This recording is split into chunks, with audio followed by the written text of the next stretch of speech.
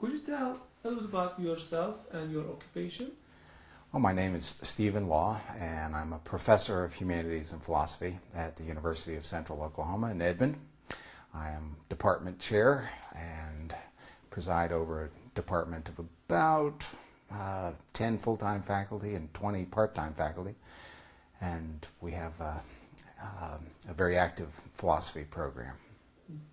And what was your first impression about Turkish people and Turkey before you met IID volunteers?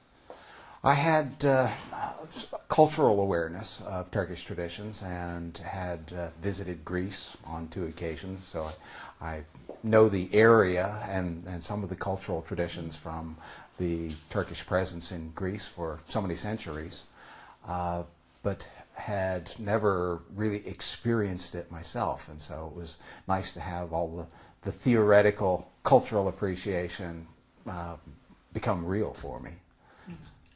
And what was your first reaction when you got the invitation? Frankly, I didn't believe it myself. The generosity of the IID and the sponsors was something kind of out of the realm of credibility, and at first I had to be reassured that I wasn't being convinced that to go along with something that wasn't above board. I was quite shocked, and gradually, as more and more information became available, I realized what an incredible opportunity it was, and was very, very, very pleased with the contact that we had there. Did you receive any negative reactions from you regarding your trip? Did they warn you? As a matter of fact, several people did say, "You're going where?" And I said, "To Turkey." And they did say, "Well, be careful."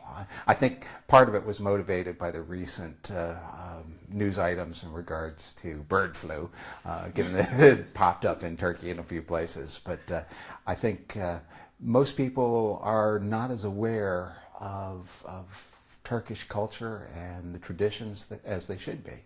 And it's terra incognita, it's, unknown lands basically, and I think that it was a tremendous opportunity to go and become an ambassador in a certain sense, at least for those who I know, to inform them of what it is that they don't know about Turkey. And what would be the impact informing them about Turkey and this unknown land and making it available for them? What is the impact do you think would happen? Well, I have been a walking and talking advertisement for Turkey since I came back, and over the last month I've had regular opportunities not only to speak to my colleagues. Everyone in the department couldn't wait to see all the pictures that we had taken, and we threw a big party, and everybody brought their pictures in, and we had an afternoon of eating pizza and looking at pictures of Turkey, and everybody oohing and eyeing and feeling incredibly jealous because we had such a grand time there.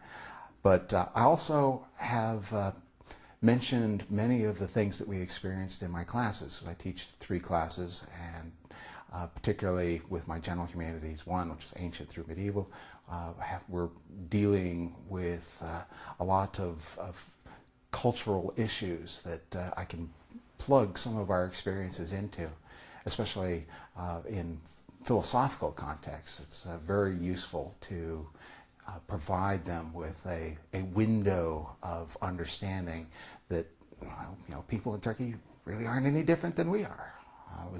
Is something that's ongoing, and I think I'll have many opportunities to integrate the material into my own class lectures.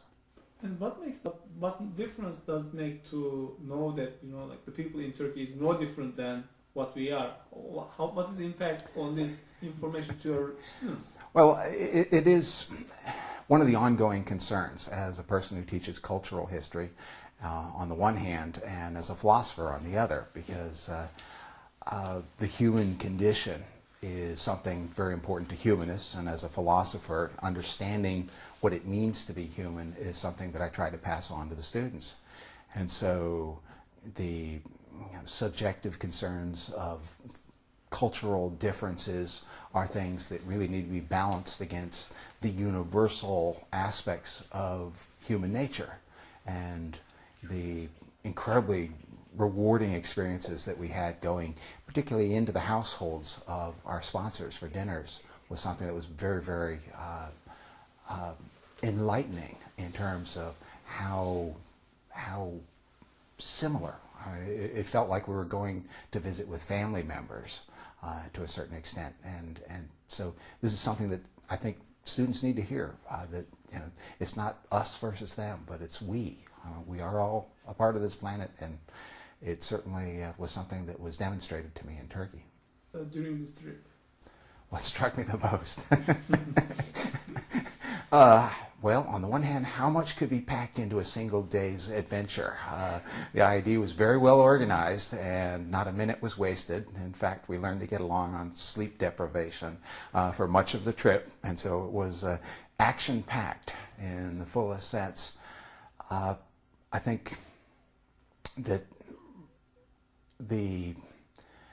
probably the most important thing for me was going into the mosques, because we were accorded what I regarded as special privileges to enter the mosque at prayer time, and it's something that I'm sure your average tourist probably doesn't get to experience, and to go into what is clearly a spiritual environment and a spiritual setting with architecture as grand as any Gothic cathedral that the West ever constructed, to hear the prayers and to sense the genuine piety of Islam was for me a very humbling experience and taught me a lot.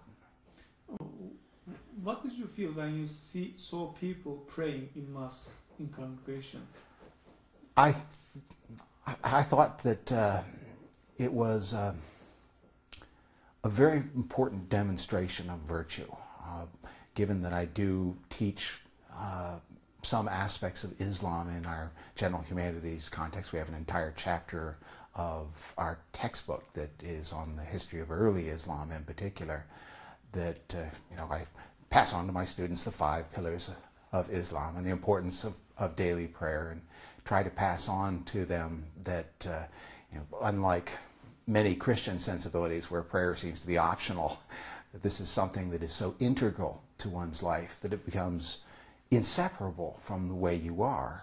And so for me, again, to have the theory turned into a real experience was gratifying, and an almost palpable appreciation for the virtues of Islam, and not separating out one's religious life from one's daily life, that they were integrated together in a very meaningful way.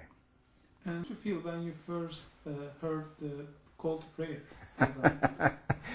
Actually, it's one of the things that I came to miss most of all when we got back, was in particular the earliest morning call to prayer, which often was something that kind of began the day, and I always rushed to the window, and on many occasions could see the minarets all lit up, and it became a ritual, actually, while I was there, to try to listen as intensely as possible to the prayer, not to hear it as background music or background chanting, but to try to gain it as an experience of kind of the call to adventure for the day's beginning. It was something that had a great deal of aesthetic value. I came to appreciate its differences as from town to town and from district to district. They were always, well, given that human beings are doing the singing, they're always slightly different. And on one occasion, heard a kind of baritone voice that was, it sounded like, an angel chanting these beautiful, beautiful passages. And so it was a very rewarding experience to hear this kind of booming out over the speakers.